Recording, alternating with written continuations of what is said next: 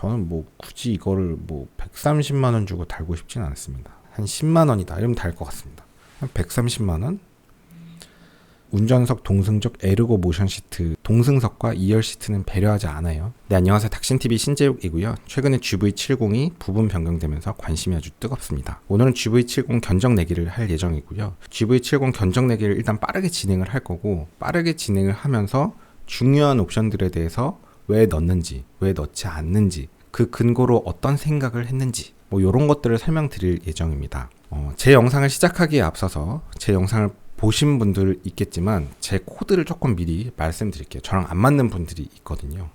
첫 번째, 조수석 뒷자리는 배려하지 않습니다. 자동차 옵션 고르기를 할 때 뭐 조수석에 대한 막 이런 옵션 저런 옵션들, 그 다음에 뒷자리 관련된 풍부한 옵션들이 있잖아요. 저는 조수석이나 뒷자리에 대한 자동차 옵션은 배려하지 않습니다. 상당 시간은 저는 혼자 타고 다니고, 조수석에도 굉장히 제한된 시간만 타고, 뒷자리에 일부 승객이 탈 일이 있겠지만 가족이라 하더라도 시간적으로 비율이 많지 않은 상황은 고려하지 않습니다. 모든 상황을 다 대비하지 않아요, 저는. 그 다음에 안전에 대한 옵션은 가성비를 고려한다. 어떤 분들은 안전에 대해서는 돈을 아끼면 안 된다라는 논리로 안전 옵션을 무지성으로 때려박는 경우가 있습니다. 저는 안전의 가성비를 고려하는데, 어찌 보면 저 같은 사람이 되게 안전을 신경 쓰지 않는 사람처럼 보일지 모르지만 저는 누구보다 안전을 중요시 생각해요. 왜? 내 목숨 소중하니까. 저도 지금까지 나름 열심히 살았는데 지금 죽으면 안 될 거 아니에요? 억울하니까. 어느 정도 리스크를 줄여주겠지만 이런 옵션의 안전을 의지할 필요는 없어요. 훨씬 더 많은 부분은 운전자의 운전 습관이 사고 자체를 좌지우지합니다. 차간 거리를 벌리고, 깜빡이 켜고, 사이드미러, 룸미러 보고, 숄더 체크하고, 방어 운전하고, 차간 거리 벌리고, 규정 속도 준수하고, 비 오거나 눈 오면 속도를 많이 줄이고, 눈이 많이 쌓이면 아예 차를 놓고 간다든지, 차간 거리를 충분히 확보하고, 방어 운전하고, 안전띠 매고, 에어백 있고, 요즘 웬만한 차들의 기본적인 옵션만으로도 충분한 리스크가 감경이 된다고 저는 생각하는 사람이고, 그 외에 아주 막 잡다한 세부적인 상황에 대한 이런저런 막 어떤 상황에서 작동하는지도 알기 복잡한 그런 옵션들은 중요하게 생각하지 않습니다. 우리는 모든 상황을 다 대비할 수는 없어요. 그 다음에 세 번째, 흔치 않은 상황에 대해서는 대비하지 않습니다. 자동차를 살 때 뭐 1년에 한 번, 2년에 한 번 뭐 공항에 가서 무슨 가족들을 데리고 올 때 뭐 트렁크를 싣고 사람이 뭐 5명 타는 상황. 그래서 뭔가 흔치 않은 상황을 대비해서 차를 선택하지 않습니다. 대부분의 시간은 저는 혼자 타고 다니고, 어쩌다 둘이 타고 뭐 이 정도. 부모님까지 태우면 4인이 타는 경우는 정말 어쩌다 가기 때문에 그런 상황을 미리 막 대비하지 않습니다. 그래서 막 짐까지 많은 상황, 자동차 운행으로 치면 비율이 굉장히 떨어지는 상황을 다 대비해서 차를 선택하지 않습니다. 그런 이유들로 굉장히 막 큰 차들을 사는 사람이 있는데, 뭐 유럽 사람들 다 골프, 해치백 같은 차들로 모든 생활 다 하잖아요. 그래서 막 GV80이나 팰리세이드 이런 게 막 꼭 필요하다고 생각하진 않고요. 네 번째, 인간의 오감은 객관적이지 않습니다. 뭐 이중 접합 유리가 있으면 좋죠. 기본 옵션이니까 뭐 선택도 아닌데 있으면 좋지만 사람의 귀는 그렇게 정밀하지 않거든요. 그 상황에 대부분 적응을 합니다. 그래서 이중 접합 유리가 있는 차와 없는 차를 비교해서 막 번갈아 가면서 타면 느껴질지언정 그 절대 수치를 인간은 알지 못해요. 전방 카메라가 장애물을 인식하고 어떤 댐퍼가 조금 더 능동적으로 반응하는 이런 옵션들도 있고, 그런 옵션이 뭐 승차감이 조금 더 좋다고 하는데, 그 두 개를 번갈아 가면서 비교해보면 그렇게 느낄 수는 있겠지만, 사실 그냥 있는 차든 없는 차든 그냥 그 차만 탄 사람은 있는지 없는지도 모르고 무슨 차인지도 모르고 적응을 하거든요. 처음에는 뭐 이건 이렇구나 하겠지만, 그래서 사실 일부의 옵션은 그냥 없으면 없는구나 하고 타도 상관없습니다. 굳이 비교를 하기 시작하기 때문에 불행이 시작되는 거고, 이미 충분히 좋은 차잖아요. 심지어는 깡통을 사더라도. 그래서 인간의 오감은 객관적이지 않다라는 걸 확실히 알아야 되고, 뭐 오디오도 그렇고요. 다섯 번째, 서라운드 뷰나 HUD는 필요 없습니다. 제가 예전에 서라운드 뷰 필요 없다는 쇼츠를 만들었다가 욕을 아주 한 바닥 맛있게 먹었는데, 뭐 서라운드 뷰 경험도 못 해본 거 아니냐, 뭐 거지 새끼냐, 뭐 저는 대형 면허도 있고 버스도 면허 탈 때 운전해봤고, 특수면허 중에 트레일러 면허도 있습니다. 트레일러 정도는 사실 이런 탑뷰, 서라운드 뷰가 있으면 되게 운전할 때 도움이 될 것 같긴 한데, 그냥 이런 소형 세단들 있잖아요. 제가 얘기하는 소형이라는 건 뭐 GV80이나 팰리세이드 포함 이런 차들은 서라운드 뷰가 꼭 필요하진 않습니다. 사실 버스도 꼭 필요하지 않아요. 후방 카메라랑 사이드 미러 보면 되니까. 저는 트레일러 정도는 서라운드 모니터가 필요하다고 생각하지만 GV70은 서라운드 뷰 필요 없다고 생각하는 사람입니다. HUD도 필요 없어요. HUD는 뭐 뉴르부르크링 같은 데서 이제 서킷 주행할 때 계기판 내려볼 시간이 없으니까 이제 유리에다 그런 정보를 표시해 준다는 건데 굳이 꼭 필요하지 않습니다. 그 다음에 6번째, 옵션은 무료가 아니에요. 뭐 옵션이 무료면 저도 뭐 서라운드 뷰, HUD 다 추가하겠는데 이게 무료는 아니잖아요. 그래서 이런 고민을 우리가 하는 겁니다. 요 내용만 봐도 이 사람 나랑 진짜 안 맞는다. 그럼 영상을 안 보시는 게 나을 것 같고요. 어쨌든 저 사람은 저렇게 하는구나라는 거를 여러분이 한번 참고를 해보십시오. 제가 뭐 강요를 하는 건 아니잖아요. 그래서 국뽕 같기는 하지만 이제 23년도 기사인데 지난해 자동차 생산 376만 대 3년 연속 글로벌 탑5. 그래서 한국이 자동차 생산량으로 치면 세계에 이제 한 5위 정도 됩니다. 그래서 뭐 중국이 압도적으로 많고 그 다음에 미국, 일본, 인도, 한국이고요. 중국이나 인도는 조금 다른 시장이니까 빼고 생각하면 우리의 상대는 미국, 일본, 독일 정도입니다. 자동차 생산의 메이저한 브랜드가 일본의 도요타, 그 다음에 폭스바겐 그룹, GM, 그 다음에 현대기아차 정도잖아요. 그러니까 현대기아차라는 게 이미 자동차 생산량으로 치면 완전 규모의 경제를 이룬 그리고 어느 정도 프리미엄 시장도 자리 잡아가는 무시할 수 없는 생산 브랜드긴 하고, 그래서 현대기아차를 무시할 수 없고 너무 크지는 않은 적당한 프리미엄에 그래도 가성비가 좋은 편이고, 일상적인 목적의 차들은 내연기관이 이미 기술적으로 세츄레이션 돼 있기 때문에 뭐 수입 브랜드에 특별히 연연할 이유도 없고, 뭐 서비스 시장도 훨씬 좋고 예전보다는 좋은 감정이 많이 생겼습니다. 그리고 저도 이제 서양 여행을 다니다 보면 유럽이나 이런 나라들에 대해서 좀 반감도 많이 생기고 그냥 그들이 어떤 컬처 때문에 먹고 사는 것들이 있거든요. 잠깐 얘기를 딱 3분만 해볼게요.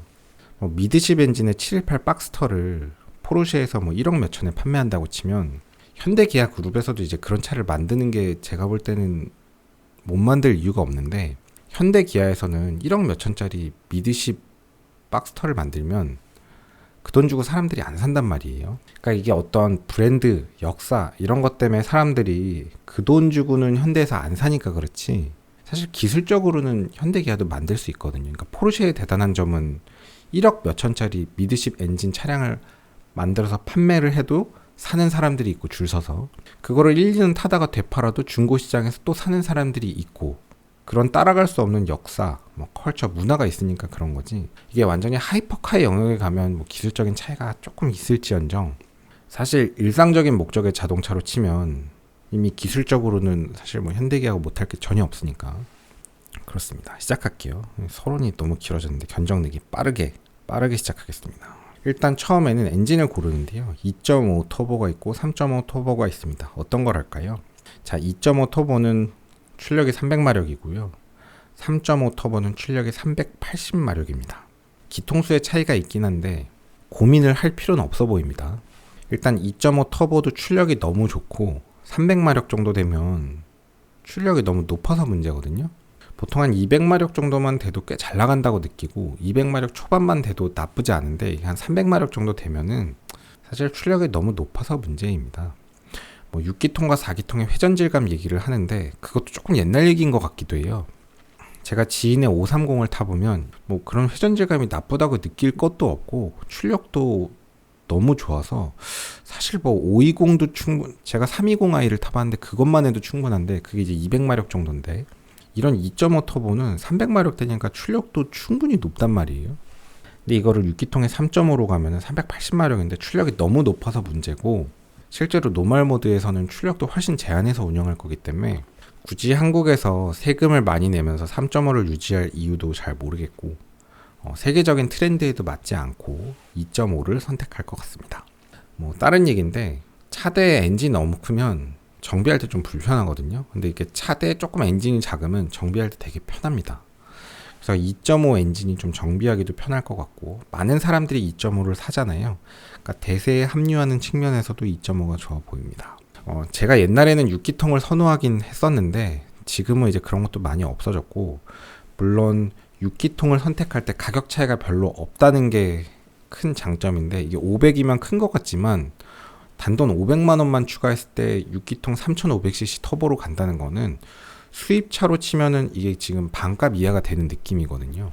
그러니까 수입 브랜드에서는 3000cc 6기통 차량들은 지금 1억 이하 차가 거의 없으니까 정말 이제 가성비가 되는 느낌이 있긴 한데 그런 고출력 6기통에 대한 관심이 이제 많이 없어졌습니다. 옛날보다 2.5 터보로 갈 것 같고 고민은 하지 않습니다. 다음으로 가겠습니다. 그러면 5,380만 원이고요. 구동 타입은 후륜이 있고 AWD, 4휠 드라이브가 있는데요. 요거는 제가 예전이랑 생각이 비슷한데 저는 후륜, 2휠 드라이브를 할 것 같습니다. 이유는 벤젠고리를 좀 보여드리고 싶어요. 자, 벤젠고리를 보면 자, 이 왼쪽에 보시는 게 벤젠인데요. 이 벤젠고리를 보시면은 실제로는 이런 식으로 전자가 돌아서 1.5 결합입니다. 1.5 결합. 그래서 이 벤젠고리는 이렇게 딱 반으로 자르면 이 대칭성이 있어요. 대칭성이 딱 있습니다. 되게 아름다운데 이렇게 뭔가 옆에 뭐가 달려 있잖아요. 대칭성이 깨져 있잖아요. 그렇게 아름답지 않습니다. 그러니까 이런 그림을 볼 때 자동차는 되게 물리적인 특성이 있잖아요. 그러니까 뭔가 이렇게 대칭성이 깨지는 게 좋지 않아요. 제가 자동차 중고차 고르기 시리즈를 할 때도 뼈대 먹은 차를 좋아하지 않잖아요. 충돌 사고가 있었고 뼈대를 먹으면 그걸 다 펴놔도 대칭성이 돌아오지 않는단 말이에요.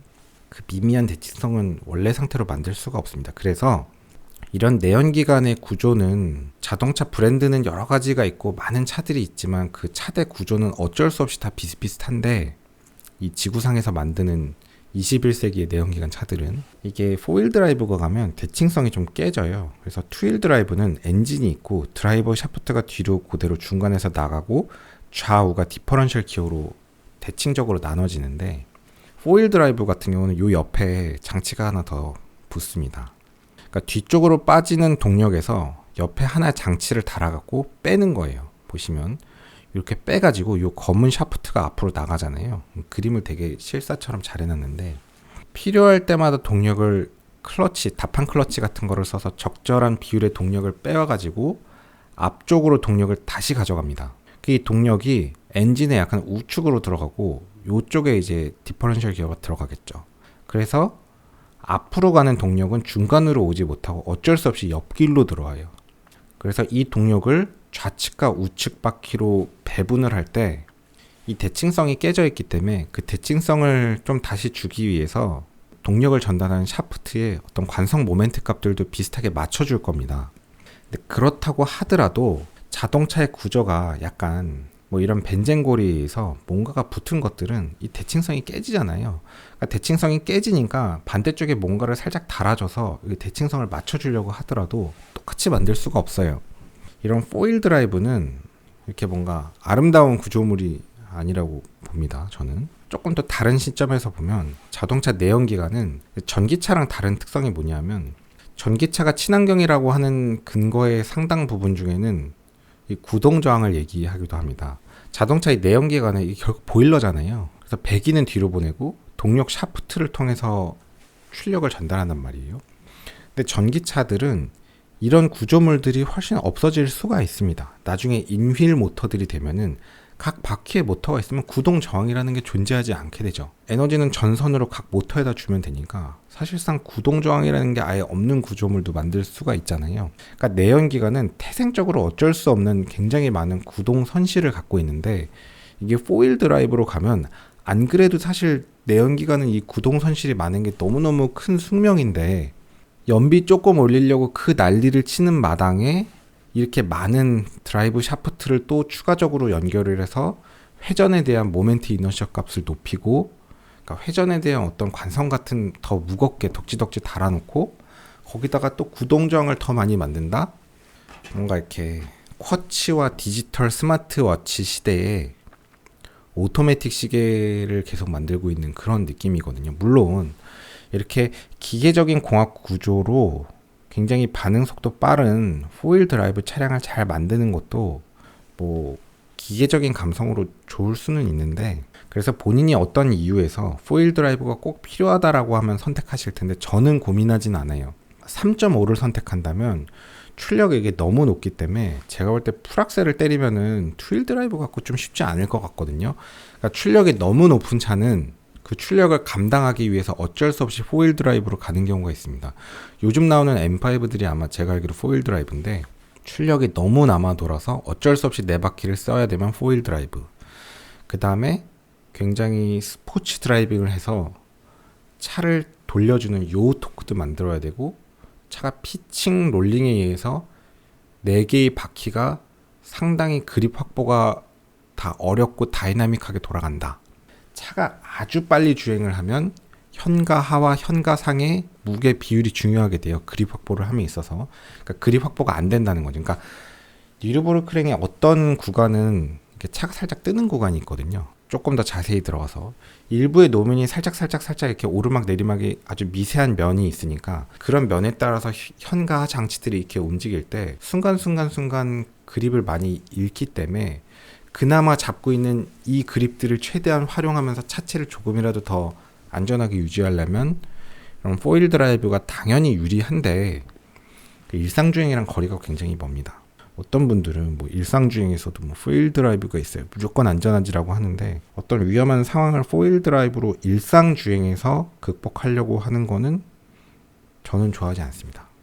얘기가 너무 길어져서 이 정도 말씀드리면 이해하실 분은 이해하실 것 같고 어차피 선택할 분은 선택하는데 저는 일상적인 시내주행 그 다음에 일반적인 도로주행에서는 투휠 드라이브가 충분하다고 생각하고 뭐 사륜에 대해서 아주 싫어하는 건 또 아니거든요. 그런데 내연기관은 웬만하면 투휠 드라이브로 가는 게 꼭 DTU는 아니라고 생각합니다. 그러니까 돈이 똑같아도 저는 투휠 드라이브로 갈 것 같아요. 돈을 조금 더 내고라도 투휠 드라이브로 갈 것 같습니다.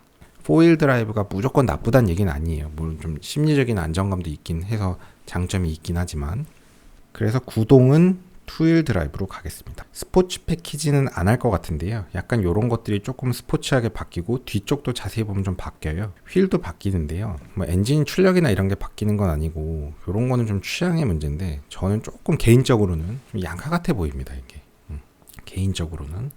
그래서 그냥 제네시스 같은 이런 프리미엄 차량은 조금 이렇게 단정한 느낌이 좋은 것 같고요. 저는 이것도 그렇게 단정해 보이진 않거든요. 어쨌든 그리고 이런 스포츠 패키지로 가면 제가 2.5 터보를 했으니까 전자식 차동 제한 장치 LSD 뭐 이런 게 들어간다고 합니다. LSD가 필요할까요? 막 어떤 분들은 LSD 무조건 있어야 된다 막 하시는 분들이 있을 텐데 그거 아세요? 사실 대부분의 차들이 LSD가 없습니다. 대부분의 차들은 LSD가 없는데요. 대부분의 차들에 LSD가 없는 이유가 뭐 기술이 없어서 그럴까요? 원가 절감 때문에 그럴까요?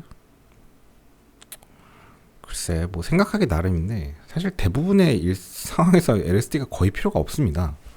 이런 것도 LSD 엄청 좋아하는 사람들은 많이 반감을 가지시겠지만 사실은 일상주행에서 LSD 거의 필요 없죠. 여러분 LSD가 없어서 크게 불편하다고 느끼신 적이 있나요? 거의 없는데 사실 우리의 이런 공도로는 굉장히 특수한 세팅이에요. 우리 그립 주행을 하기 때문에 그립이 없는 상황이 거의 없고 사실 실시간으로 약간 그립이 없더라도 거의 문제가 되지 않는 주행을 하게 됩니다.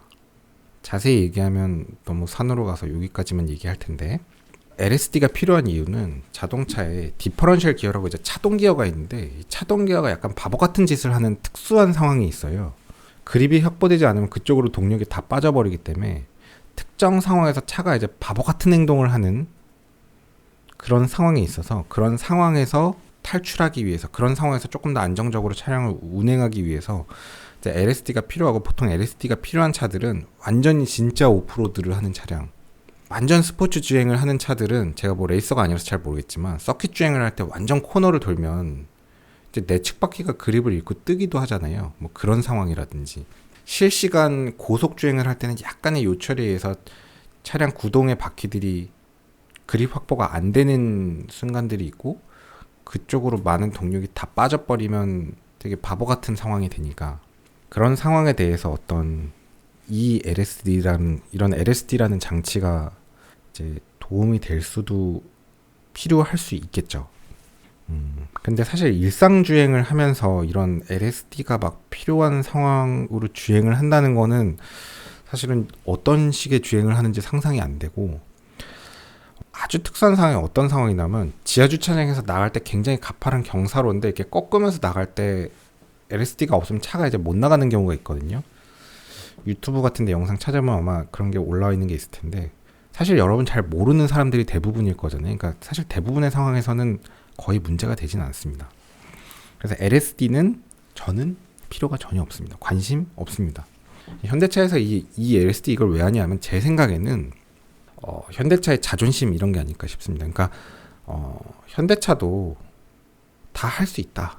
그냥 이런 거죠. 뭐 이제 외국 판매도 해야 되고 하는데 뭐 어떤 프리미엄 시장에 대응하는 그런 요구 사항들이 있잖아요. 뭐 우리가 5성급 호텔 하면 갖추는 어떤 기본 사양들이 있으니까. 그러니까 그런 느낌인데 뭐 LSD 때문에 할 것 같지는 않고요.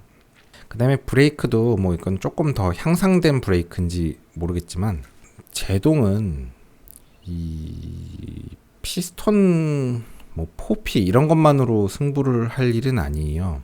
한 1, 2분만 요 얘기를 할 건데 우리가 줄다리기를 하면 힘싸움인가요? 힘센 사람이 줄다리기 이기나요? 줄다리기는 힘센 사람이 이기는 게 아니고 사실은 마찰력 싸움이죠. 자동차 제동도 결국 이제 마찰 싸움인데 자동차는 특이하게 제동은 타이어 면에 제동 힘이 가해지는데 차대의 무게는 그로부터 약간 높이가 있기 때문에 제동을 세게 할 경우에 피칭 토크가 발생하고 뒤쪽은 그립을 잃게 됩니다. 수직 항력을 잃게 돼서 차대가 높으면 높을수록 리어 쪽의 브레이크는 거의 역할이 없어집니다. 그래서 완전히 슈퍼카들은 이런 나쁜 특성을 없애려고 무게중심을 조금이라도 늦추려고 막대한 돈을 때려 붓잖아요. 그런데 이런 SUV는 이게 뭐 아주 높은 차는 아니지만 어쨌든 이제 뭐 세단보다도 높고 뭐 이렇기 때문에 이게 굉장한 스포츠성이랑은 거리가 좀 있거든요.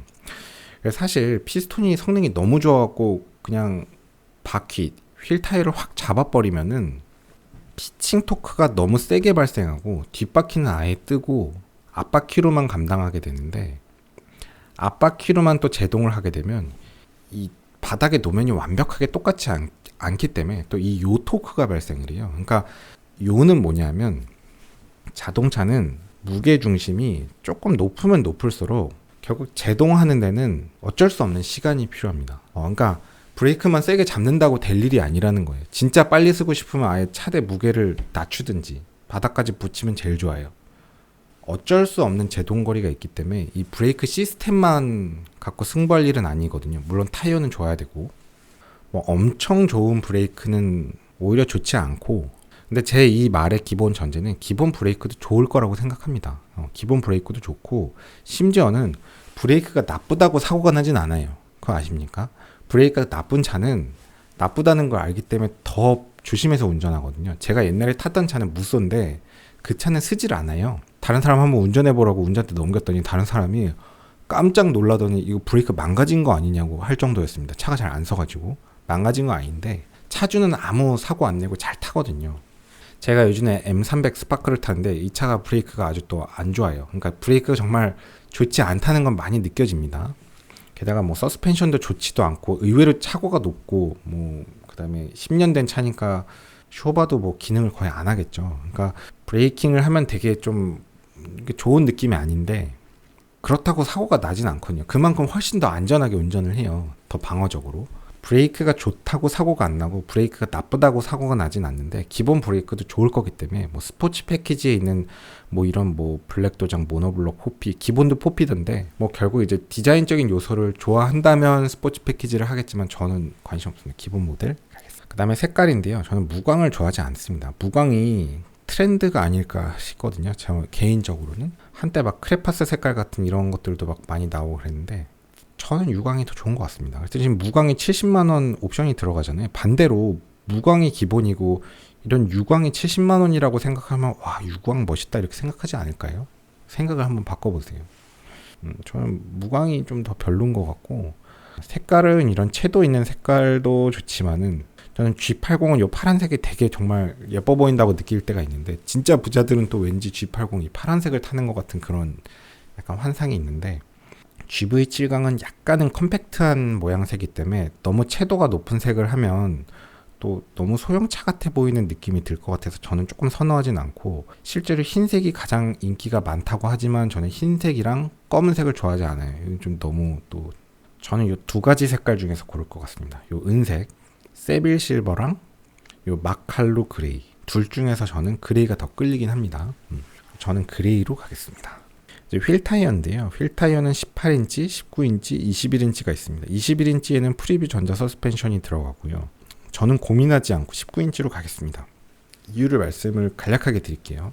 제가 항상 말씀드리는데 자동차 옵션에는 이런 휠 타이어가 디자인에 굉장히 많은 요소를 차지하거든요. 그러니까 왜냐하면 이 제네시스는 요즘에 나오는 특징들이 뭐냐면 깡통이나 풀업이나 외관에서 차이가 없어요. 옛날에는 뭐 배기량에 따라서 옵션 트림에 따라서 뭐 라이트 패키지가 다르고 뭐 크롬 디테일의 사소한 것들이 조금씩 다르고 뭐 이래서 비싼 급이랑 깡통급이랑 이게 뭔가 좀 묘한 차별감을 뒀었는데, 요즘 현대차 트렌드가 그렇고 제네시스가 특히 더 그러는데 기본 외관이 거의 똑같고 엔진도 고르고 뭐 구동 방식도 고르고 그다음에 휠 타이어 고르는 세팅이기 때문에 외관에서 차이가 안 나요. 그러니까 사실 유일한 차이가 나는 게 휠 타이어입니다. 휠 타이어. 근데 이제 휠 타이어가 가장 가성비 좋은 외관 튜닝인데요. 나는 그냥 무조건 뽀대다 하시면 21인치 가십시오. 무조건 뽀대다 하면 고민할 거 없습니다. 저는 21인치를 싫어하는데 그 이유는 일단 출력이 좋더라도 휘발유 차량의 21인치 너무 헤비한 느낌이고 255의 21인치잖아요. 그리고 편평비가 40인데 편평비가 너무 낮은 차를 전 좋아하진 않아요. 그러니까 편평비가 너무 낮으면 뭐 주차장 다니면서도 그렇고 세차장 들어갈 때도 그렇고 휠 타이어를 긁어먹을 요소가 많거든요. 그래서 19인치 정도가 되면 편평비가 55 정도 나오는데 편평비는 45에서 55 정도가 일상적인 목적에는 적당한 것 같습니다. 조금 뽀대가 좀 못하긴 하겠지만 18인치는 너무 뒤튑 느낌이 들어서 18인치는 디자인적인 요소 때문에 안 될 것 같고요. 19인치가 조금 아쉬운 느낌은 있지만 21인치의 너무 낮은 편평비가 좀 부담스럽습니다. 저는 19인치로 가겠고 프리뷰 전자제어 서스펜션은 관심 없습니다. 제가 아까 말씀드렸다시피 인간의 오감이 객관적이지 않기 때문에 뭐 전자제어 서스펜션이 있어 조금 더 좋다 하더라도 없는 차를 그냥 타면 그냥 없는 값다 하고 타거든요. 되게 경량화되고 간소화되어 있고 정비 용이성이 있는 것도 자동차의 큰 장점이잖아요. 그렇기 때문에. 그 다음에 실내인데 이게 이제 조금 고민인데요. 가성비를 생각한다면 그냥 스탠다드의 이 검은색으로 가서 이건 이제 인조가죽 세트가 되는데 현대차가 인조가죽이 꽤 괜찮대요. 그래서 어설픈 가죽보다 인조가죽이 나쁘지도 않고 가성비로 간다면 이렇게 갈 것 같은데, 이런 인조가죽 시트에서도 이런 데 스티치 같은 느낌이 있어서 상당히 고급스럽기는 합니다. 그런데 이쪽으로 가면 이제 가죽 시트가 되고요. 시트가 가죽이 되고 이런 대시보드에도 스티치가 들어갑니다. 그런데 시그니처 디자인 셀렉션 2로 가면은 이거 이제 300만 원 추가가 되는데 이런 데 이제 스웨이드까지 들어가거든요. 제가 약간 고민이 됩니다. 이 부분은. 어떤 걸 할지 지금 결정을 못 했는데 인조가죽도 충분히 좋기 때문에 좋고 가성비가 좋고 170만 원 정도의 실제 가죽으로 간다면 그 대시보드 이런 스티치까지 들어가고 이것도 굉장히 고급스럽기 때문에 170만 원이면 또 가성비인 것 같기도 하고, 근데 이런 스웨이드까지 들어가면 우아한 라인에 퀄팅이 적용된 블랙 나파 가죽, 나파 가죽은 되게 고급이고 게다가 스웨이드 내장재까지 들어간다면 수입차로 치면 이런 실내가 되려면 되게 비싼 차들이 있을까 말까 하거든요. 웬만한 E200 이런 거 요즘에 1억 가까이 되지만 이렇게 옵션이 좋지 않잖아요. 정말 현대차에서 누릴 수 있는 실내 감성이기 때문에 300만 원이면 괜찮은 것 같기도 합니다. 그래서 저는 나파 가죽에 스웨이드 내장재가 300만 원이면 그냥 이건 정말 제네시스에서 누릴 수 있는 가성비 사치다라는 생각이 들어서 추가를 해보겠습니다. 조금 고민이 되긴 하지만. 그 다음에 뭐 이건 뭔지 모르겠고 관심 없고요. 그 다음에 HUD인데 파퓰러 패키지는 이제 유명한 패키지들을 묶은 건데 파퓰러 패키지는 일단 넘어가겠습니다. 전 다 뺄 거기 때문에. 자, 이제 여기서부터 들어가는데 뭐 이게 있는 게 조금 더 좋다는 얘기도 있긴 한데 제가 아까 말씀드렸다시피 인간의 오감이 그렇게 정확하진 않기 때문에 없으면 그냥 없는 값다 하고 살거든요. 저는 그렇게 하겠습니다. 굳이 망가질 만한 물건이 달려있지 않게 되게 라이트 경량화 되어 있는 것의 장점도 있다고 생각합니다. 그래서 넣지 않을 거고요. 썬루프 140만 원인데요. 저는 넣지 않습니다. 근데 많은 분들이 넣을 거고, 이런 SUV는 썬루프의 유무가 굉장히 중고차 시장에서는 사실 좀 중요하거든요. 옵션 중에서 중고차를 대팔 때 그래도 가격을 받을 수 있는 옵션 한 개 고르라고 하면 보통 썬루프예요. 특히 이런 SUV는. 그래서 뭐 140만 원 추가되는데 중고차를 대팔 때 뭐 140만 원이 그대로 반영되느냐는 사실 알 수 없지만 그래도 반영될 만한 게 썬루프입니다. 뭐 하고 싶은 분은 하실 수 있겠네요. 근데 저는 안 합니다. 썬루프 열지도 않고 저는 고민 안 해요. 헤드업 디스플레이 저는 고민하지 않습니다. 사람들이 이걸 굉장히 좋아하거든요. 130만 원인데 뭐 해야 될지 말아야 될지 잘 모르겠고 130만 원이 크게 아깝지 않으면 하는 걸 고려해 보십시오. 근데 저는 하지 않습니다. 근데 이런 HUD가 사실은 이제 뭐 뉴르부르크링 같은 서킷에서 막 0. 몇 초를 다투는데 이 계기판을 볼 시간이 없고 전방을 계속 봐야 되는 사람들이 지금 이런 옵션이 사실 필요한 거고, 일상적인 주행은 계기판을 충분히 볼 시간이 남아 돌잖아요. 오히려 전방 주의를 태만해서 문제지. 저는 뭐 굳이 이거를 뭐 130만 원 주고 달고 싶진 않습니다. 이거를 한 25만 원 정도다 이러면 제가 조금 고민할 것 같아요. 이 25만 원이어도 안 달 것 같아. 한 10만 원이다 이러면 달 것 같습니다. 한 130만 원 고민하지 않아요. 컨비니언스 패키지인데요. 운전석 동승적 에르고 모션 시트, 뭐 이게 뭐 일종의 그런 뭐 안마 같은 그런 건가 보네. 필요 없고요. 동승석 옵션 DNR입니다. 동승석과 2열 시트는 배려하지 않아요. 동승석 자세 메모리 시스템 필요 없습니다. 동승석 옵션 DNR입니다. 풀 DNR이에요. 배려하지 않습니다. 무드 큐레이터. 이게 무슨 향기 같은 거를 뭐 이렇게 넣어가지고 뭐 이렇게 뭐 상황마다 이런저런 향기를 나게끔 한다는데 필요 없고요. 진짜 쓸데없는 기능이고. 앞좌석 콘솔 암레스트 수납함에 자외선 살균 가능. 그냥 정말 이제 상품화된 물건이라고 생각하는데 전혀 필요 없습니다. 디지털 센터 미러. 디지털 센터 미러가 뭘까요? 이게 설마 맞네요. 그러니까 이게 우리 룸미러가 디지털 화면인 거예요. 이게 얼마나 불편하지 않을까요? 그 다음에 드라이빙 어시스턴트 패키지 1인데요. 서라운드 뷰 모니터. 이 부분이 보통 사람들이랑 저랑 의견이 굉장히 많이 다른 부분인데, 서라운드 뷰도 이렇게 탑뷰여서 이렇게 다 보인다는 거잖아요. 근데 사실 이렇게 컴팩트한 차고 차대 축이 돌지 않는 차는 트레일러는 축이 돌면 운전석에서 양쪽 사이드 미러가 다 안 보이거든요. 근데 이런 차들은 차가 이렇게 꺾이지 않기 때문에 사이드 미러가 계속 측면 시야를 다 확보해주고 후방 카메라도 있으니까 후방도 볼 수 있잖아요. 그러니까 후방 카메라에 고개를 돌리면 창문으로 다 보이고 양쪽 사이드 미러를 통해서 측방을 다 확인할 수 있기 때문에 서라운드 뷰가 필요가 없습니다. 저는 필요성을 전혀 느끼지 못해요. 공짜로 달아주면 뭐 달겠는데 190만 원 주고 추가할 생각은 없고요. 서라운드 뷰가 없으면 운전하는 게 어렵다라고 하면 뭐 제가 문제가 있다고 얘기하면 또 많은 분들이 반발하실까봐 조금 물러나서 좋지 않은 상황이다라고 말씀드리고 싶습니다. 그러니까 저는 특수 트레일러 면허도 있고 레커 면허도 있고 버스 대형 면허도 있거든요. 근데 버스도 사실 탑뷰가 필요 없어요. 버스도 측면이 다 보이고 후방 카메라만 있으면 돼요. 근데 트레일러는 뭐 트레일러 시장에 탑뷰가 없겠지만 트레일러에 이런 서라운드 뷰가 있으면 참 도움이 될 것 같긴 합니다. 근데 이런 차는 사실 이게 암만 크다고 해봐야 사실은 되게 컴팩트한 차라고 볼 수 있어요. 후 측방 모니터 진짜 필요 없는데 이 깜빡이 켜면 후 측방을 일로 보여준다는 거예요. 대부분의 사람들이 실제로 이걸 거의 안 본다고 합니다. 사이드 미러는 사각지대가 있는데 그 사각지대를 본인이 잘 인지하고 조심하는 운전 습관을 들이는 게 더 중요합니다. 그러니까 룸미러를 보고 사이드 미러를 봐서 이미 후방에 어떤 차가 오는지 내 머릿속에 이미지가 있어야 되고, 차선을 바꿀 때는 깜빡이를 켜고 측면을 확인하고 사각지대까지 고려해서 천천히 주의하면서 바꾸면 됩니다. 근데 요즘에는 후측방에 대한 경보도 있기 때문에 기본 깡통에도 들어있거든요. 그래서 뭐 이런 게 꼭 카메라로 이렇게 보면 이 계기판 여기를 보고 운전한다? 이해가 가지 않습니다.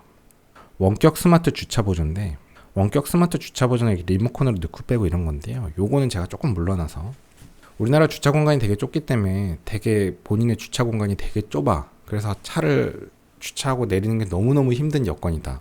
늘 그런 여건이다라고 하면 요긴하게 쓸 수도 있을 것 같긴 합니다. 그래서 본인의 주차 환경이 이런 게 꼭 필요하고 되게 요긴하게 쓴다고 하면 하십시오. 저도 제 주차 환경이 그렇다면 하겠는데, 저는 막 그렇게 좁은 곳에 비집고 차를 넣는 것도 별로 좋아하지 않고, 조금 이렇게 기둥에 완전히 붙여서 오른쪽에 세우는 걸 저는 좋아하는 스타일이라서 뭐 차한테 주차를 맡기고 싶지도 않고, 이거 내려서 이런 거 조작할 시간에 그냥 내가 주차하고 말겠고, 뺄 때는 이런 게 빼주면 참 뭐 좋겠긴 하겠지만 다 답답합니다. 이런 거 보고 있는 게. 그래서 저는 필요 없어요. 필요하신 분은 생각을 해보십시오. 주차 충돌 방지 보조인데, 주차 상황에 전측 후방에 대한 어떤 이런 문제가 발생할 상황에 제동을 도와주는 적극적인 기능인데, 뭐 있으면 좋을 수도 있겠지만 기본적으로 후방 전방 경보가 있습니다. 그러니까 센서가 있고 가까워지면 삐삐삐삐 거리면서 경고를 한단 말이에요. 이런 게 꼭 필요해 보이진 않습니다. 그래서 이 GV70 가격표를 보시면요, 기본적인 거에도 차가 이제 후진 주차할 때 측방에서 오는 거에 대한 안전 경보가 있어요. 보시면은 후방 교차 충돌 방지 보조가 있잖아요. 이게 이제 후진으로 차를 뺄 때 옆에서 오는 차가 있으면 브레이크 제동을 건다는 거거든요. 제가 요거를 경험한 게 소카로 그랜저 깡통을 2.4를 탔을 때 뱅뱅 사거리 근처에서 유턴하려고 어디 골목을 들어갔다 골목 사거리에서 이렇게 돌아가고 나오려고 한쪽으로 박았다가 후진을 해서 이렇게 나가는데, 이게 삐삐삐삐 거리면 콱 차를 잡더라고요. 어디 부딪힌 줄 알았는데 뭐 그런 기능이 있습니다. 근데 사실 저는 뭐 제가 다 보면서 후진하기 때문에 필요 없는데, 그냥 너무 세게 잡아갖고 깜짝 놀라긴 했는데, 뭐 어쨌든 그런 기능이 있긴 합니다. 사고 날 만한 상황은 전혀 아니긴 했는데. 그래서 주차 충돌 방지 보조, 이거는 전, 후, 측방까지 다 커버를 하는 뭐 이런 게 있다고 하는데 꼭 필요하진 않습니다. 이게 없어도 센서가 있어요. 삐삐삐삐삐삐삐삐삐삐 하기 때문에. 그리고 우리가 후진은 막 생각 없이 후진하는 게 아니잖아요. 후진은 굉장히 조심해야 되는 상황이에요. 우리가 사고 나는 상황은 되게 제한적이에요. 후진, 유턴, 추월, 굉장히 집중하고 조심해야 되는 상황들이거든요. 그렇기 때문에 후진은 센서, 카메라 정도만으로도 충분합니다. 게다가 이 측방에 대해서는 기본 옵션에도 들어가 있고 필요 없고요. 주차거리 경보, 측방. 측방이라는 건데 전, 후는 이 경고가 있습니다. 이 측방이 추가된다는 건데 뭐 무슨 의미인지는 잘 모르겠고 필요 없습니다. 모든 상황을 대비하지 않아요. 미련 없습니다. 필요하지 않아요. 자, 드라이빙 어시스턴트 패키지 2인데요. 많은 사람들이 이 드라이빙 어시스턴트 패키지 1, 2를 좋아합니다. 저랑 좀 다르고요. 너무 저만 믿고 따르진 마세요. 다른 분의 영상도 보시고 뭐 여러분이 필요에 따라서 고민을 해보십시오. 전 강요하는 건 아니에요. 저는 뭐 하지 않는데, 자 보시면 전방 추돌 방지 보조, 교차로 교차 차량, 측방 접근차, 추월 시 대항차, 회피 조향 보조 기능 뭐 이런 게 있는데요. 이게 좀 복잡하죠. 이게 상황들이 되게 세분화되어 있고 그 상황의 작동 조건도 다 달라서 실제 저 상황에 저 작동 조건이 얼만큼 발생 가능성이 있으면 얼만큼 유의미하게 도움이 될지는 또 다른 문제인데, 이게 뭔가 전방 충돌 방지 보조? 야, 이거 꼭 추가해야지라고 생각하실 수 있지만 실제로 꼭 그렇진 않아요. 기본 옵션을 보시겠습니다. 자, 기본 옵션에 이게 깡통 차량을 사시면 기본적으로 들어있는 옵션인데요. 여기 보시면 전방 충돌 방지 보조, 차량, 보행자, 자전거, 교차로 대항차, 전방 충돌 방지 보조는 기본 깡통에 들어 있습니다. 그러니까 주행을 하다가 앞에 차나 자전거나 보행자가 있으면 강제 제동 걸어주는 기능은 깡통에 들어 있습니다. 이 옵션을 넣어야만 있는 게 아니에요. 들어 있어요. 교차로 대항차는 좌회전 하려고 할 때 교차로에서 오는 차가 있으면 멈춰준다는 기능이거든요. 그러니까 기본 깡통 옵션이 대체적으로 이 전방을 커버하는 옵션들인데 이 옵션이 들어 있습니다. 전방 추돌 방지 보조, 이 기능은 제가 여러 번 말씀드렸는데 옵션을 좋아하지 않는 저도 중요하게 생각합니다. 옵션을 좋아하지 않는 저도 중요하게 생각해요. 그러니까 우리가 사고가 날 때 안전하려면 중요한 게 차대가 좀 커져야 되고요. 세이프티 존이 유지돼야 되고, 그건 물론인데 각종 기술들이 적용되면서 이제 공학하시는 분들이 어떤 구조적인 설계도 하면서 조금 더 차량을 안전하게 보호하려고 하지만 사실 가장 중요한 변수는 충돌 직전의 속도거든요. 제가 여러 번 말씀드렸는데 자동차 충돌 안전 테스트를 할 때 100km로 부딪히는 속도는 테스트하지 않거든요. 우리가 졸음운전 사고나 음주 사고가 사망률이 높은 이유는 박을 때 제동하지 않고 때려 박아요. 특히 그냥 졸음운전은. 그러니까 사망률이 높습니다. 근데 거의 일상적인 사고는 충돌 직전에 어쨌든 제동을 하면서 봤거든요. 그래서 실제 충돌 직전의 속도는 우리가 생각하는 것만큼 높지 않아요. 그래도 물론 사고가 크게 나긴 하지만, 그래서 다시 중요한 거는 충돌 직전의 속도를 조금이라도 낮추는 거는 안전에 대해서 굉장히 중요한 변수입니다. 근데 차는 특성상 우리가 공주거리가 생기기 때문에 제동하는 데까지 반응이 생긴단 말이에요. 그리고 우리가 착각하고 때려박을 수도 있기 때문에 전방 충돌 방지 보조 정도는 사실 현대차에 거의 기본 옵션으로 다 들어가고 있는 걸로 보이고, 이런 옵션은 중요합니다.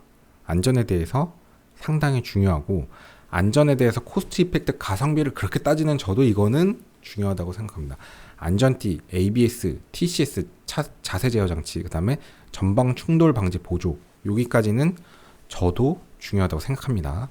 다시 아까 글로 가면 전방 충돌 방지 보조라는 이런 옵션이 있는데 200만원 추가인데, 마치 이거를 추가하지 않으면 그런 옵션이 없는 것 같잖아요. 들어있다는 거예요. 근데 요거는 조금 더 세분화된 특수한 상황인데, 요거는 약간 그 측방에 관련된 센서들이 추가되고, 그 추가된 거를 갖고 이제 소프트웨어로 구현한 옵션들로 보입니다. 그러니까 하드웨어가 몇 개 더 들어가야 이 시스템을 만들 수 있는 걸로 보이는데, 교차로 교차 차량이라는 거는 내가 갈 때 교차로에서 90도에서 오는 차량에 대한 충돌을 막아준다는 건데, 이게 조건이 꽤 까다로워요. 내 차 속도도 어느 속도이고 상대 교차 차량도 어느 속도여야 되고. 근데 사실 제가 아까 말씀드리다 빼먹었지만, 사고 날 때 되게 위험한 특수한 상황들이 있어요. 유턴, 그 다음에 정차 후 출발, 이 교차로가 대표적입니다. 교차로는 완전 정지 후에 시야가 확보되면 가야 됩니다. 완전 정지까지는 아니더라도 시야가 확보되면서 가야지, 그냥 가면 당연히 사고가 나죠. 우리가 상당히 조심해야 되는 상황들이거든요. 뭐가 있을까요? 다시 유턴, 정차 후 출발, 그 다음에 추월, 차선 변경, 교차로 진행, 이런 것들. 뭐 요거는 조금 더 특수한 상황인데 저는 이것까지는 뭐 꼭 필요하진 않다. 그 다음에 측방 접근차는, 추월 시 대항차는 내가 추월하러 나갔을 때 오는 차가 있으면 안쪽으로 다시 넣어주는 기능인데, 추월은 진짜 목숨 걸고 해야 되는 고도의 집중이 필요한 운전인데, 그 상황에 이런 게 과연 필요할까? 그렇게 주의력 떨어지게 운전을 추월을 하면 될까? 그러니까 되게 모순적인 옵션이라고 생각해서 필요가 없습니다. 언덕 고갯마루에서 추월하면 안 되죠. 이렇게 아래쪽으로 된 언덕은 해도 되고, 코너 있는데 추월하면 안 되죠. 그러니까 추월은 되게 딱 조심해야 되는 상황이거든요. 유럽 같은 나라는 추월 가능 구간, 추월 불가능 구간이 딱 점선 실선으로 되게 세팅이 잘 돼 있는데, 한국은 추월 막 하죠. 그냥 시골길 가보면은. 뭐 이렇게 막 하는 사람을 그나마 사고 덜나게 하려면 이런 기능이 필요할 수도 있을 것 같긴 하지만 저는 필요 없습니다. 회피 조향 보조 기능은, 주행 중에 옆에 뭐 사람 걸어가는 게 있으면 살짝 내가 회피를 했을 때 회피가 살짝 들어가면 그걸 조금 더 어시스트 해준다는 건데요. 뭐 이런 것까지는 필요 없다고 생각합니다. 꼭 필요하진 않다는 얘기예요. 굉장히 특수한 상황들이기 때문에 모든 상황을 대비하지 않습니다. 스마트 크루즈 컨트롤의 운전 스타일 연동인데요. 기본적인 옵션에도 스마트 크루즈 컨트롤이 있어요. 보시면 스마트 크루즈 컨트롤 있죠. 스탑앤고 포함. 기본 깡통에도 스마트 크루즈 컨트롤이 있습니다. 마치 이 옵션을 선택해야 스마트 크루즈 컨트롤이 있는 것 같지만 그렇진 않고요. 운전 스타일 연동이라고 하는데, 제가 이 기능을 실제로 써보진 못했고 그 메뉴만 봤는데, 그러니까 가속을 얼마나 부드럽게 할지, 감속을 얼마나 부드럽게 할지, 이런 것까지 세팅을 한다고 합니다. 사실 스마트 크루즈 컨트롤이 좀 어색하거든요. 그냥 차간 거리만 맞춰놓고 운전을 하다 보면 차간 거리가 뭐 가까워져서 속도를 줄이다가 차가 없어지면 갑자기 또 막 가속 들어가잖아요. 그런데 또 옆에 차가 갑자기 급격히 들어오면 또 급제동이 들어가고, 그래서 사실 그런 게 좀 이렇게 불편하다고 느낄 수 있는데, 이 드라이빙 어시스턴트 패키지 2가 들어가면 조금 더 자연스럽게 운전하는 느낌이 든다고는 하지만, 자, 저는 이렇게 자동화되는 거를 별로 좋아하진 않는데, 저는 이제 수동 차량 M300 스파크를 운전하면서 그게 너무 재밌다고 느끼는 사람이기 때문에, 이렇게 제가 차체를 제어하는 걸 오히려 좋아하고, 오토화되는 걸 굳이 좋아하지 않습니다. 라이트도 오토인 게 필요 없고, 변속기도 오토를 오히려 안 좋아하는데, 저는 좀 특수하지만 크루즈 컨트롤도 고전적인 크루즈 컨트롤을 잘 조작하면 되게 재밌거든요. 혹은 속도를 유지하고 가다가 추월을 해야 되면 그냥 가속 페달만 밟으면 가속이 됐다가 원위치로 들어오고, 가속 페달 놓으면 원래 속도를 유지하면서 가죠. 혹은 틱을 통해서 약간의 속도를 높이거나 낮출 수 있고, 길게 하면 속도가 10단위나 5단위로 올라가기도 합니다. 그래서 사실 이런 고전적인 스마트 크루즈 컨트롤도 잘 다루면은 마치 매뉴얼 수동 기어를 조작하듯이 아주 내가 원하는 세팅으로 잘 주행을 할 수가 있는데, 사실 이렇게 운전 스타일 연동까지 한다는 거는 정말 내가 뭐 하기 싫다는 얘기거든요. 근데 문제는 뭐냐면, 이게 결코 자율주행은 아니란 말이에요. 그러니까 자율주행이 아니고 운전자의 집중과 개입을 좀 덜 하기 위한 장치들인데 결국 최종 책임은 운전자예요. 결국 이런 크루즈 컨트롤은 약간의 어시스트가 있어서 내가 조금 편하다는 정도의 의의를 두면 되지, 이걸로 더 편해지는 거를 생각하는 거는 너무 운전주의가 떨어지는 느낌이 듭니다. 저는 필요하다고 생각하진 않아요. 굳이 이 돈을 내고. 저는 스마트 크루즈 컨트롤도 필요 없습니다. 근데 스탑앤고 기능이 들어가는 스마트 크루즈 컨트롤 되게 좋아하는 사람들이 있어요. 그게 이제 시내 주행할 때 앞차가 쓰면 최종 정지까지 하고 가속 페달 살짝 밟으면 다시 출발한다고 하고, 이런 내비게이션 연동되는 스마트 크루즈 컨트롤들은 전용 도로에서는 앞차가 쓰면 섰다가 가속 페달을 안 밟아도 앞차가 출발하면 출발한다고 해요. 그래서 되게 막히는 도로에서 출퇴근하는 사람들은 뭐 이런 스마트 크루즈 컨트롤을 좋아하는데, 말씀드렸다시피 스탑앤고 기능 포함 스마트 크루즈 컨트롤이 깡통에도 있습니다. 운전 스타일 연동이 안 될 뿐. 그래서 굳이 꼭 필요하지 않습니다. 내비게이션 기반 스마트 크루즈 컨트롤 진출입로인데요. 기본 깡통에도 내비게이션 기반 스마트 크루즈 컨트롤이 됩니다. 보시면 현대차가 나 너무 싫어하는 거 아니에요? 근데 제가 지금 욕하는 게 아니잖아요. 저는 생각보다 괜찮다고 보이거든요. 이 GV70이. GV80처럼 큰 차도 너무 싫고, 이제 저 약간 얘기가 길어지는데 서양 브랜드에 대한 좀 반감도 많이 생겼어요. 좀. 그러니까 사실 뭐 프랑스, 제가 남프랑스 여행도 해보고 이탈리아도 조금 통과해보고 뭐 독일도 가보고 느낀 게, 이 나라들이 생각보다 되게 뭐 진짜 개판인 것들도 많잖아요. 좀도둑도 많고, 뭐 차 유리 털어갖고 깨가고, 뭐 생각해보면 얘네들이 뭐 명품, 패션, 문화 이런 게 발전되어 있는데 그런 게 뭐 대단한 건 아니잖아요. 막 가죽 제품 만들고 몇백만 원, 몇천만 원에 팔아먹는 새끼들이고, 사실 생각해보면 한국같이 반도체 만들고 자동차 만들고 전자제품 디스플레이 잘 만드는 게 훨씬 더 고급 기술이잖아요. 그러니까 이렇게 유럽은 되게 자기들만의 어떤 컬처를 만들어 놓고 그 문화를 만들고, 스위스도 마찬가지인데, 도로를 다녀보면 뭐 젖소들밖에 없고 우유만 짜는 것 같은데 나라가 잘 살잖아요. 물론 제가 모르는 무언가들이 많이 있겠지만, 스위스에서 만드는 시계를 생각하면 오토매틱 시계, 이 기계식 시계는 이거 진짜 원시적인 거거든요. 그거보다 쿼츠 10,000원짜리 카시오가 훨씬 우월하죠. 쿼츠라는 건 대단한 기술이잖아요, 시계로 보면. 근데 쿼츠의 시대가 끝났죠. 이제는 스마트워치 시대잖아요. 스마트워치가 부자들도 찬단 말이에요. 그래서 이제 정말 프리미엄 오토매틱 기계식 시계가 의미가 없는 시장인데 아직도 없어서 못 사죠. 그러니까 어떤 그 유럽의 막 그런 컬처, 문화 이런 거에 의해서 우리가 막 동경하게 만들어져 있잖아요, 세팅이. 이럴 때 왜 하지? 그러니까 이제 이런 문화에 대해서도 좀 반감이 생기다 보니까 너무 거품이 큰 것 같다는 거죠. 그러니까 자동차는 사실 이런 내연기관은 이미 발전이 많이 됐고, 뭐 현대기아가 결코 못하지가 않고, 게다가 무슨 하이퍼카라면 모를까, 뭐 뉴르부르크링에서 막 0.1초를 줄여야 되는 이런 양산되는 차는 현대기아차가 충분히 좋고, 오히려 이런 옵션 빠방한 게 더 좋고, 뭐 정비도 좋고, 뭐 무슨 뭐 무게중심이 어떻고 뭐 이런 게 사실 그렇게 중요한 건 아니기 때문에, 일상 주행에서 그렇게 보면 GV70 약간 컴팩트한 SUV 프리미엄, 이제 미국 시장에서도 판매량이 꽤 늘고 있고, 서양 애들 좀 재수없고, 저 국뽕 아닙니다, 참고로. 약간 호감이 좀 생겨. 약간 현대기아 좀 얄밉긴 하지만. 그래서 그렇게 보면, 근데 이걸 왜 하지? 왜 하고 있었는지 까먹었는데, 내비게이션 기반 스마트 크루즈 컨트롤, 그러니까 어쨌든 GV70이 제가 생각보다 마음에 든다는 거죠. 근데 기본에도 이게 있어요. 보시면, 아이고 짧게 찍으려는데 오래 걸리네. 이게 4K로 찍으면 카메라가 열받아서 꺼지는데, 제가 저기다가 팬을 달았더니 안 꺼지네요. 되게 좋습니다.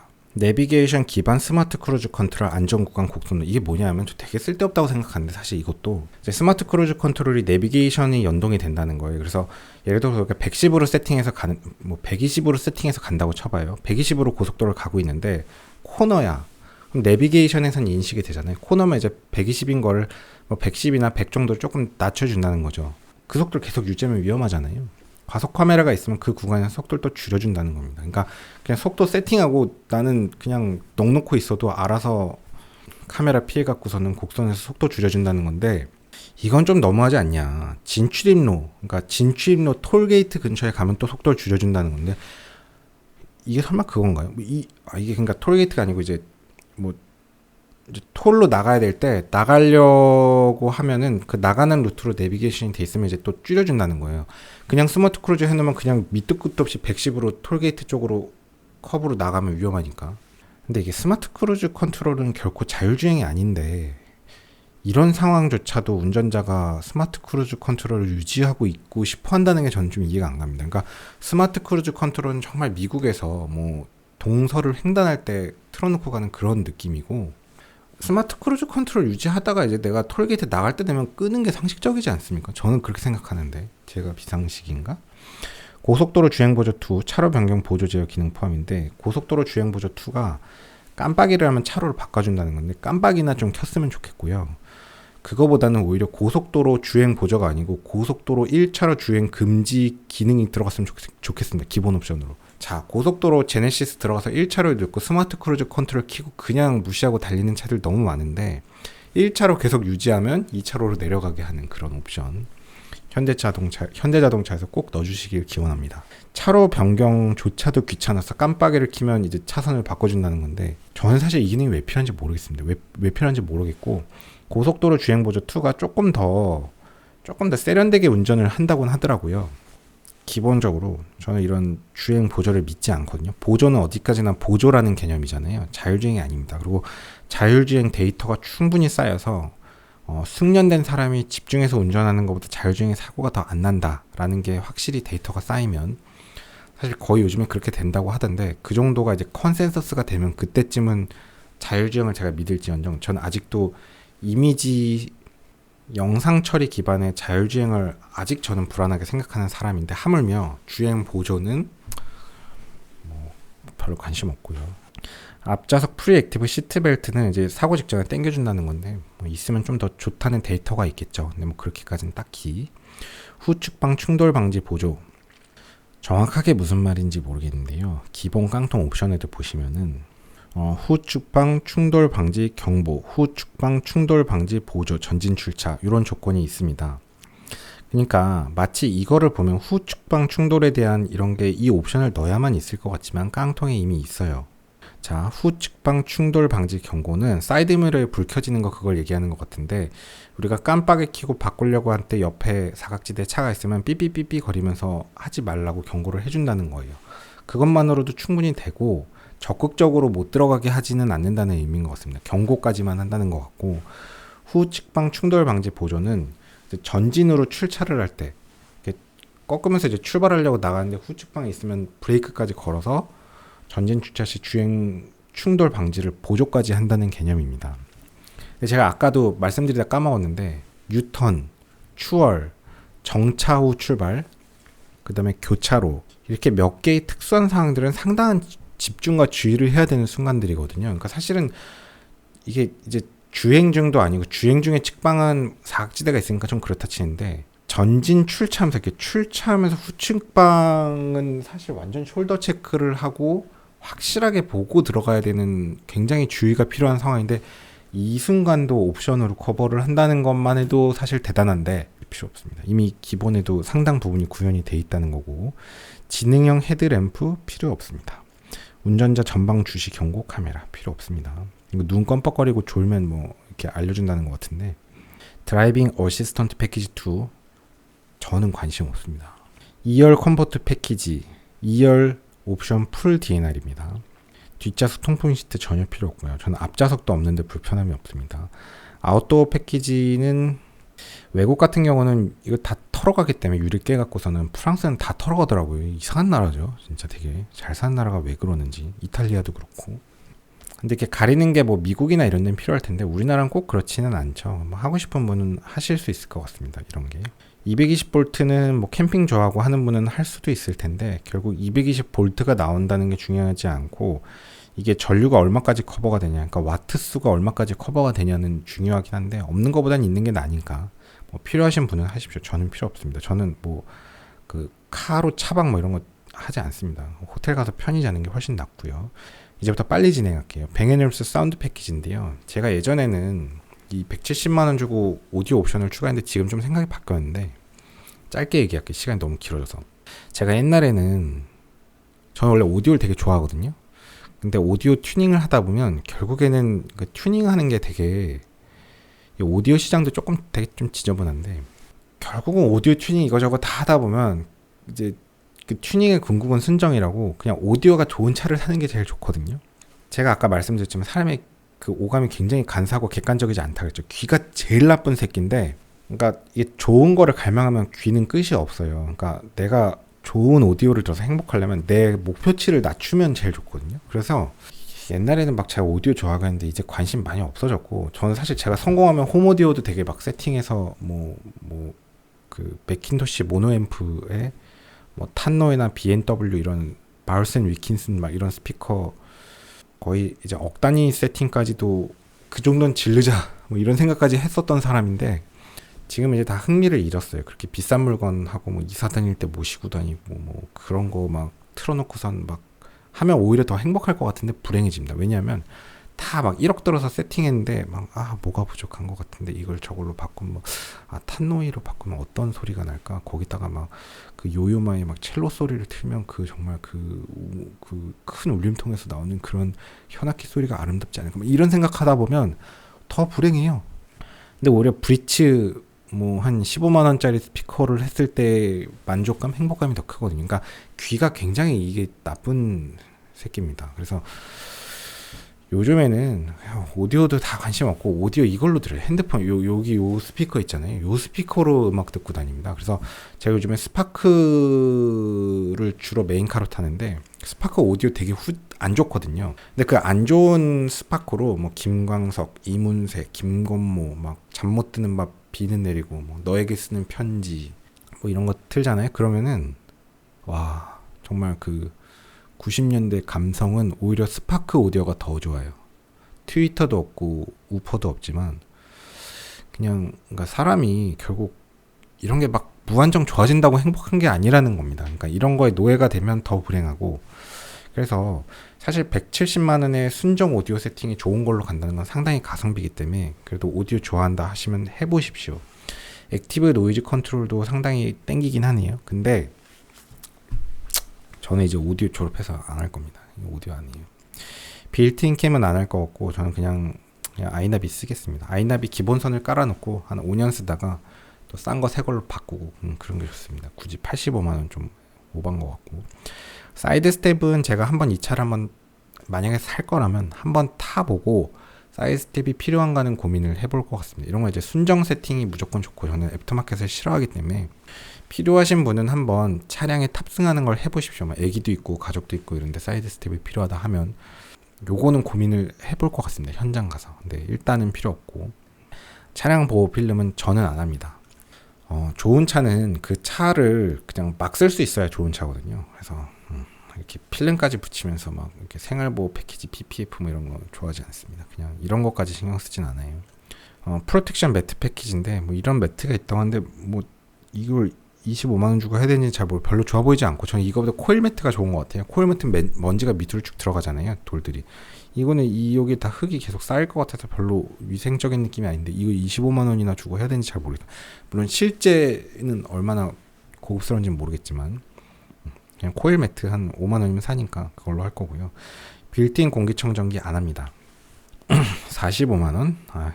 4만 원이어도 할까 말까 하는데 안 하고요.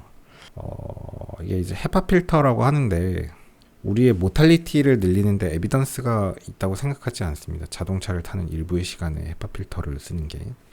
얘기가 길어지겠지만 뭐 그래도 제가 의사잖아요. 의사인데 제 직업 중에 하나가 어느 정도 의료에 대한 지식이 있는 입장에서 뭐 헤파 필터 공기 정화하면 좋지만 이렇게 유의미한 모탈리티 변화가 있을 것 같지는 않습니다. 저는 뭐 그럼 우리가 강남역 길거리 걸어 다닐 때도 뭐 완전히 패킹이 되는 마스크를 하고 다니지는 않잖아요. 우리가 N95 마스크 쓴다고 해도 사실 완전히 패킹하고 쓴 사람 별로 없어요. 그래서 결국 어쩔 수 없는 거죠. 살다 가는 게 우리 인생인데 뭐 이렇게까지.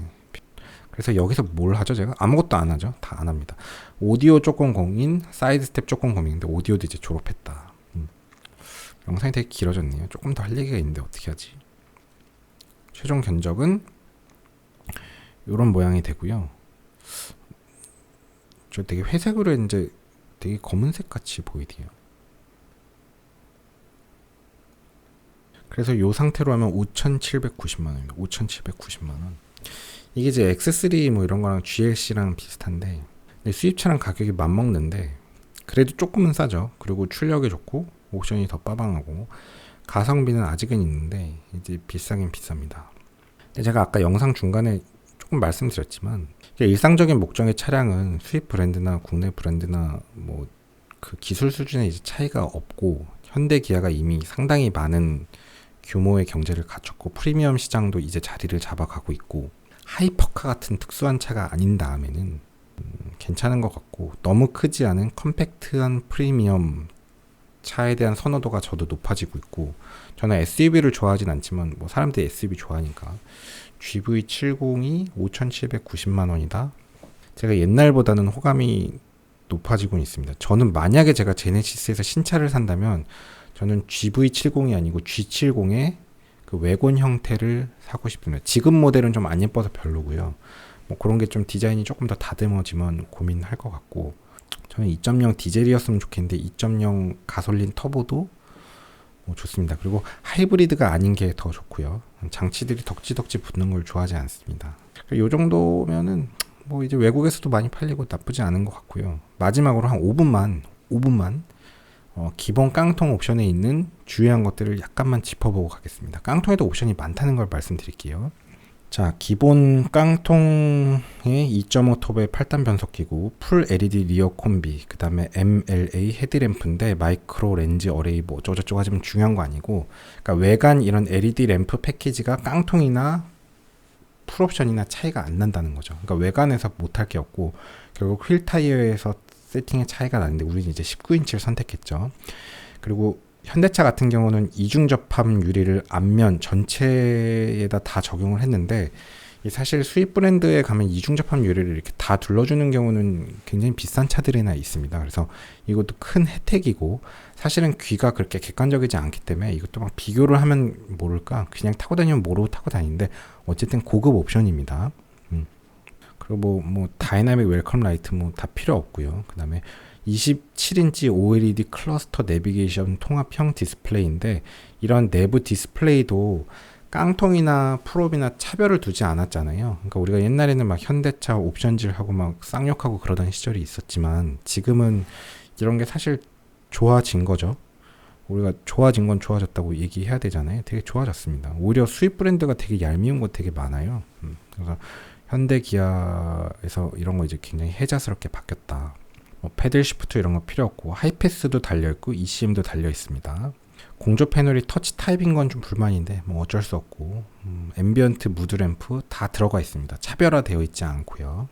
에어백 당연히 다 들어있고 여기 보시면 차로 이탈 방지 보조 나갈 것 같으면 경고해 주는 거 있고 진동 경고 스티어링 휠 있고 아까 말씀드렸죠. 중요한 거 전방 충돌 방지 보조 기본적인 거 다 들어있습니다. 후측방 뒤로 차 뺄 때 측방에서 오는 거 강제 제동 걸어주는 거 있고 후측방 충돌 방지 보조는 내가 이렇게 평행 주차하다가 나갈 때 후측방 이렇게 경고해 주는 거 충돌 방지 보조 강제 제동까지 거는 것까지 들어간다는 거고 후방 교차 충돌 방지 보조 있습니다. 아까 말씀드렸죠.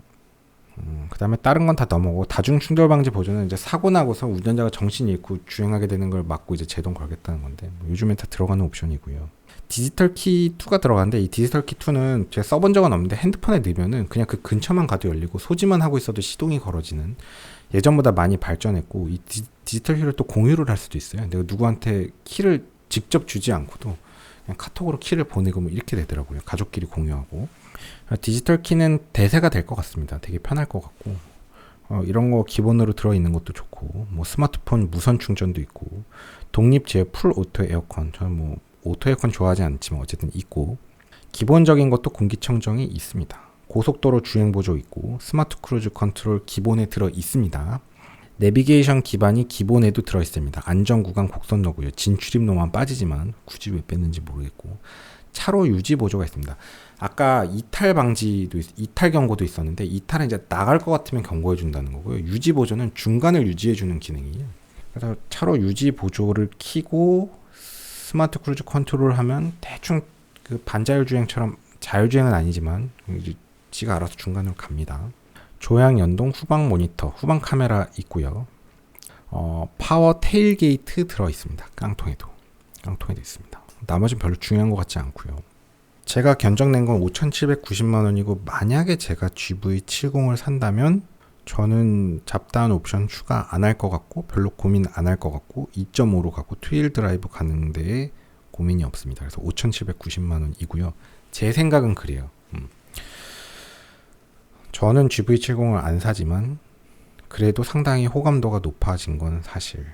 재미있게 봐주셨으면 좋아요, 구독 부탁드리고요. 5,790만 원으로 이 차를 살 바에 3천만 원으로 구입할 수 있는 프리미엄 컴팩트 중고 차량도 제가 추후에 연재를 해보도록 하겠습니다. 오늘도 긴 영상 봐주셔서 감사합니다. 수고하셨습니다. 이게 차값이 되게 비싼 것 같지만 요즘에 이제 물가가 많이 올라서 수입차들도 이제 뭐 다 뭐 2억씩이 우습게 올라가는 시대잖아요. 그러니까 뭐 E 클래스 E200도 거의 1억 가까이 되고, 그래서 GV70 5,790만 원이 옛날에 이 5,700은 아닌 거거든요. 옛날로 치면 이게 지금 3, 4천만 원인 것 같기도 합니다. 그래서 어찌 보면 가성비일 수도 있고 뭐 그렇습니다. 물가가 너무 올렸죠. 월급 빼고 뭐 그렇습니다. 사는 사람이 많다는 것도 신기하긴 하고요. 이 6천만 원이나 주고 차를. 어쨌든 긴 영상 봐주셔서 감사합니다. 수고하셨습니다. 고속도로 1차로는 앞지르기 차로입니다. 계속 주행을 하시려거든 주행차로로 내려오십시오. 앞지르기 차로 계속 주행은 단속 대상입니다.